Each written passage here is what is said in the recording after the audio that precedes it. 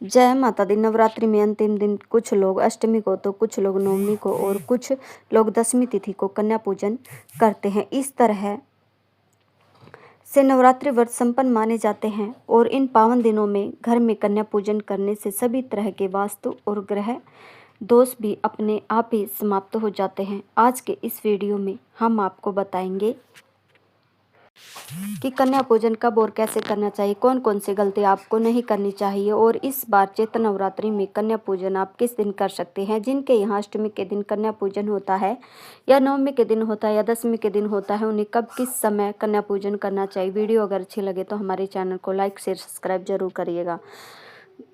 शास्त्रों के अनुसार 2 से लेकर 9 वर्ष तक की कन्याओं को देवी दुर्गा का ही रूप माना गया है, इसलिए नवरात्रि में इतने वर्ष की कन्याओं का पूजन करने का विधान है। शास्त्रों के अनुसार 2 वर्ष की कन्याओं की पूजा से भोग और मोक्ष की, 3 वर्ष की कन्याओं की पूजा से धर्म की, 4 वर्ष की कन्याओं के पूजन से उच्च राजपथ की, 5 वर्ष की कन्याओं की पूजा से ज्ञान की, 6 वर्ष की कन्या की पूजा से समस्त सिद्धियों की, 7 वर्ष की कन्या के पूजन से सम्मान की, 8 वर्ष की कन्याओं के पूजन से धन ऐश्वर्य की, 9 वर्ष की कन्याओं के पूजन से समस्त सांसारिक सुखों की प्राप्ति होती है। जो भक्त उपवास रखते हैं और जो लोग उपवास नहीं भी रख पाते, वे भी अपनी मान्यता के अनुसार अष्टमी या नवमी तिथि को कन्या पूजन कर सकते हैं।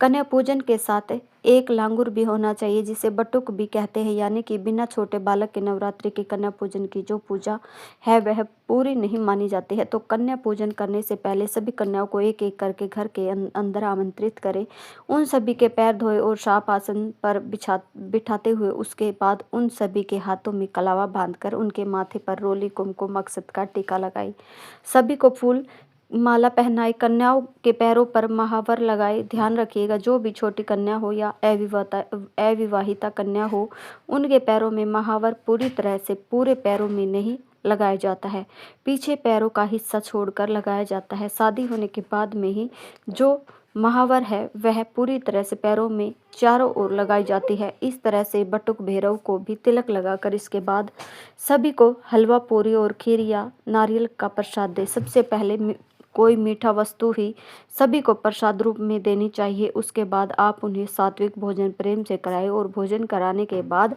सभी के हाथ धुलाए। फिर समस्त कन्याओं और बटुक भैरव को अपनी सामर्थ्य अनुसार दक्षिणा या उपहार की कोई भी वस्तु दे, साथ में उन्हें फल देकर विदा करें। लेकिन विदा करने से पहले एक काम आपको करना है, कन्याओं को और बटुक भैरव को एक गोल घेरे में खड़ा करके अपने परिवार की किसी भी सुहागिन महिला को हाथों में अक्षत देकर उन सभी के ऊपर अक्षत छिड़के सभी नवदुर्गाओं का जय जयकारा करें और सबसे अंत में सभी के चरण छूकर, कन्याओं के और बटुक भैरव के चरण छूकर, परिवार के सभी सदस्यों को उन सब के चरण छूकर फिर उन्हें सम्मान सहित विदा करना चाहिए और अगली बार कन्या पूजन के लिए आमंत्रित करना चाहिए। मान्यता है कि इस प्रकार विधि विधान से कन्याओं का पूजन करने से माता रानी अत्यंत प्रसन्न होती है और अपने भक्तों के सभी कष्टों को दूर करते हुए उनकी सभी मनोकामनाएं पूर्ण करती है।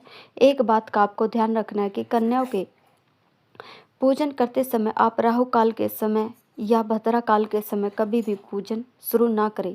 कन्या पूजन अगर आपने एक बार शुरू कर दिया, उसके बीच में यदि राहु काल लग जाए तो उसका दोष नहीं लगता, लेकिन शुरुआत के समय राहु काल का त्याग करना है। और दूसरी सबसे जरूरी बात कि कन्याओं के पूजन के बाद जब वो भोजन करके आपके यहाँ से चली जाती है, विदा हो जाती है, तो विदा करने के लिए उनको अपने घर के दरवाजे से थोड़ी दूर तक जाए और तुरंत उस जगह पर जहाँ पर कन्याओं ने भोजन किया है झाड़ू पोछा नहीं लगाना चाहिए और वहाँ पर इसी तरह से थोड़ी देर के लिए छोड़ दीजिए। बाद में किसी कपड़े से एकदम घंटे के बाद किसी कपड़े से उस जगह को साफ करके फिर वहाँ पर आप साफ सफाई आदि कर सकते हैं। डायरेक्ट झाड़ू नहीं लगानी चाहिए। कन्याओं को कभी भी झूठे हाथ झूठे मुंह से विदा नहीं करना चाहिए और खाली हाथ कभी विदा ना करें। चाहे उन्हें आप एक रुमाल दे, दक्षिणा दे, फल दे, मिठाई दे या उनके पढ़ाई में या खेल के लिए काम में आने वाली जो भी वस्तुएं उन्हें सम्मान सहित देकर ही विदा करनी चाहिए। इस प्रकार से आप कन्या पूजन कर सकते हैं। आप बात कर लेते हैं शुभ मुहूर्त की। तो देखिए, अष्टमी नवमी के दिन इस बार थोड़ा असमंजस बना हुआ है। हालांकि जो लोग स्थिति अनुसार चलते हैं, पंचांग के अनुसार चलते हैं, वो अष्टमी और नवमी अलग अलग दिन ही मनाएंगे। और 26 मार्च दिन गुरुवार को अगर बात करें पंचांग के अनुसार, तिथि के अनुसार तो केवल अष्टमी मनाई जाएगी। नवमी तिथि 27 मार्च शुक्रवार को मनाई जाएगी, लेकिन अधिकतर विद्वान इस बार एक ही दिन अष्टमी और नवमी मनाने की बात कर रहे हैं। तो अगर आप मनाना चाहते हो तो 26 मार्च दिन गुरुवार को अष्टमी और नवमी की पूजा करके कन्या पूजन कर सकते हैं। लेकिन जिनके यहाँ अष्टमी के दिन कन्या पूजन होता हो वह सुबह 11:49 तक अष्टमी का कन्या पूजन कर ले। उसके बाद में जो भी भक्त नवमी की पूजा करते हैं वो 11:50 के बाद से शाम को जितनी जल्दी हो सके, अगर बहुत ज़्यादा देर भी हो रही हो तो सूर्यास्त से पहले आप कन्या पूजन कर सकते हैं। और 27 मार्च शुक्रवार को यदि आप कन्या पूजन करना चाहते हैं तो सुबह 10:05 तक शुक्रवार को आप कन्या पूजन कर सकते हैं। हालांकि दसवीं तिथि में भी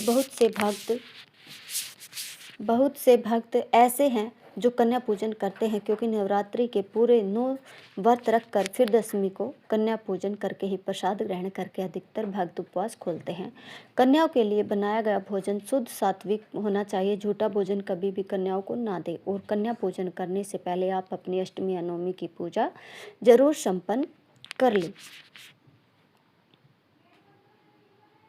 अष्टमी और नवमी तिथि कब है और राहु काल का समय अष्टमी नवमी के दिन कब रहेगा? राहु काल के समय जैसा कि आपको बताया है कि आप कन्या पूजन शुरू करने से बचें, लेकिन इन 2 दिनों के दौरान भद्रकाल नहीं है, इसलिए आपको चिंता करने की आवश्यकता नहीं है। अष्टमी तिथि इस बार 25 मार्च दिन बुधवार को दोपहर 1:51 से शुरू हो रही है। अष्टमी तिथि का समापन 26 मार्च दिन गुरुवार को सुबह 11:49 पर होगा। ऐसे में 26 मार्च गुरुवार को चैत्र मास के शुक्ल पक्ष की अष्टमी है। 26 मार्च गुरुवार को सुबह 11:50 से नवमी तिथि शुरू होगी और 27 मार्च शुक्रवार को सुबह 10:07 पर नवमी तिथि का समापन होगा। ऐसे में रामनवमी या महानवमी कुछ लोग 26 मार्च गुरुवार को मनाने की बात कर रहे हैं।